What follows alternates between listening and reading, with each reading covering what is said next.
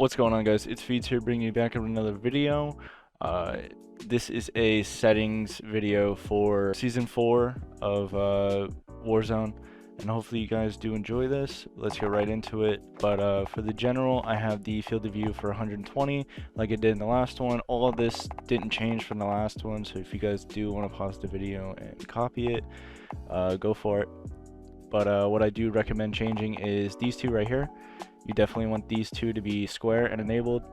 If you don't have that, then if you see right here the circle, it's cutting off way more than what you can actually see over in the square one.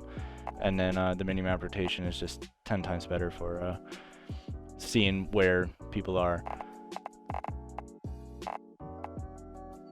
So here's the rest of the settings. This is all personal preference on what you guys want. And then for the graphics settings, I play on full screen borderless because I stream a lot, and I also need to tab out, and it's way easier. But if you guys don't record or stream, I definitely put this on full screen. Display monitor, display adapter, make sure you have this on your graphics card. Screen refresh rate, make sure you have this to the max it will go. Render resolution, you want this on 100. The advanced you don't really need to mess with, you just want this on your native resolution. Aspect ratio, leave this on automatic. I did a bit of testing with this. I tried it. 32:9 is not bad, but I definitely leave it on automatic for Warzone. For Cold War, I'd probably put it on 32:9. But for VSync, make sure this is disabled unless you have a really potato computer and you're starting to get choppy frames just like this right here. But if you're not, then I definitely recommend just leaving this disabled.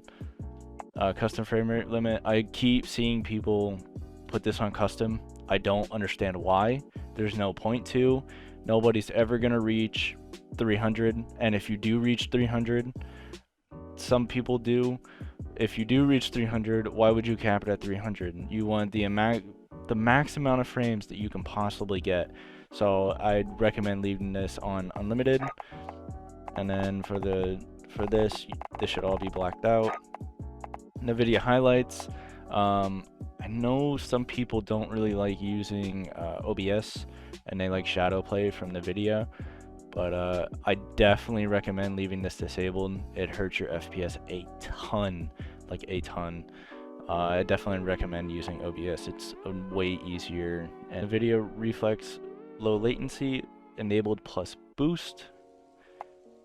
Display gamma, leave this on 2.2 if you're on a monitor. If not, put this to 2.4 if you're on a TV.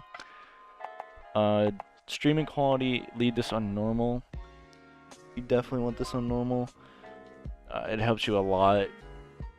If you have a potato PC, definitely put this on low. But if you have a decent enough PC like how I do with the 2070 and an i9 97K, I believe, definitely leave this on normal. Texture resolution, normal. I tried high. High isn't really that clean looking from normal, so I just leave it on normal. Texture filter anisotropic, leave this on high. I tried low and normal, it all looks the same and you don't really lose that much FPS, so leave this on high. Particle quality, same reason. Bold, impact, and sprays, this is personal preference. It has no FPS gain or loss, either or. Tessellation, leave this on all. You gain or you lose about 1-2 FPS, but your game looks nicer and you can tell people from farther away. On-demand texture streaming, want this on disabled. Shadow map resolution, please put this on low. I had this on normal and it hurt my FPS a ton. Make sure you have this on low. 100% put this on low. Cache spot shadows and cache sun shadows, put this on enabled. I definitely recommend messing around with this. If you get an FPS loss, disable both of these. If you get an FPS boost, I definitely recommend keeping these enabled then, but it's all personal preference. I know people that have these disabled and they get more FPS with it disabled than I do with enabled, but I get more FPS with them enabled than he does. But particle lighting, put this on low. Ray tracing, you definitely want this disabled. Ambient occlusion disabled. Screen space reflection disabled. Filmic strength, put this on 0. Do not have this on like the preset that it comes with, which I think is like 0.5 or something like that. I definitely recommend leaving that on 0. DLSS. Now DLSS, if you have a 1440p monitor on up, I definitely mess around with this, but I don't. I have a 1080p monitor, so I leave this disabled. You do get an FPS boost, but your game looks horrible with this enabled 1080p. But 1440p, I definitely recommend enabling these. You're gonna have to mess around and see which one's best for you, but definitely recommend doing that. Anti-aliasing, I tried pretty much all of the, and Filmic SMAA-T2X is the best, in my opinion. Everything looks so much cleaner. Depth of field disabled, motion blurs, both of them disabled, film grain disabled or on 0, dynamic resolution 0 or disabled, and then the target frame rate, just put this on 10. For audio, I have boost high. I leave it on boost high because I have an Astro A40TR, the newer ones, and it just sounds way better with boost high. Master volume, always want this 100. Music volume, I turn this off, personal preference. I just feel like it gets in the way of hearing footsteps. Dialogue volume, I turn this down a little bit. Now, these are my controller settings. I play tactical flipped with default layout. I do not play inverted. Dead zone, I have 10. I play 7/7 cents.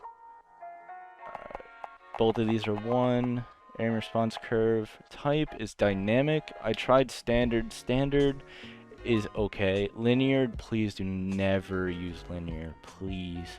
Dynamic and standard are what you should be going through. Controller vibration, I have this disabled.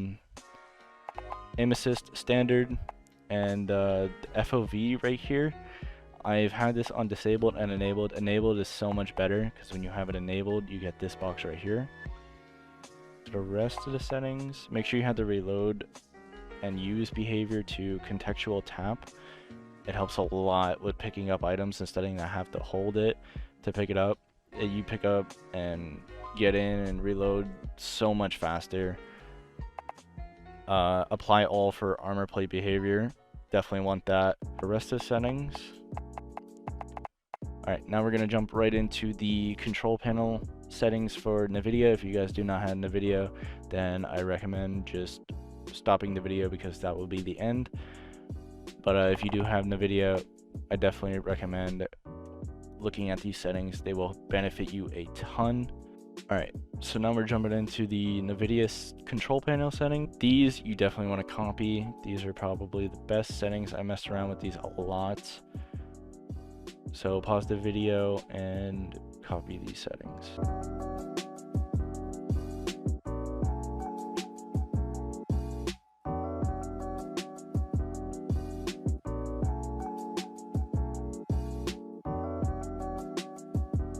Alright, moving on. You definitely want, for the change resolution, use Nvidia color settings and then set this to full right here. And then you want your resolution to be on PC native. Okay, for this right here, you just want to copy this.